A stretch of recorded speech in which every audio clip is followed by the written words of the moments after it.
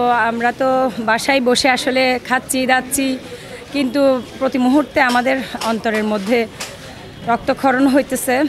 খুব খারাপ লাগতেছে যে মানুষগুলো বন্দি হয়ে আছে, পানিবন্দি, খাবার পাচ্ছে না, তারপর হচ্ছে যে পানি পাচ্ছে না, বিশুদ্ধ পানি খুব অভাব, খুব কষ্ট করতেছে প্রতি মুহূর্তে আমাদের। এমনকি আমাদের বন্ধুবান্ধবীদের পরিবারও আছে অনেক বন্যার পানি খাচ্ছে।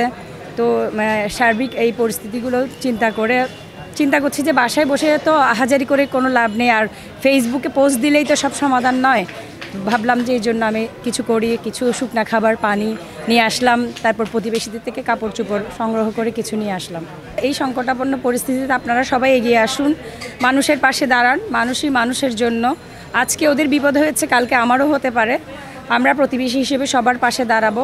এই পরিস্থিতিতে উত্তরণের জন্য সবার প্রতি আমি উদাত্ত আহ্বান জানাচ্ছি যে যার যা কিছু আছে কাপড় সবাইকে যেন সাহায্য করে, বন্যা আক্রান্ত সবাইকে।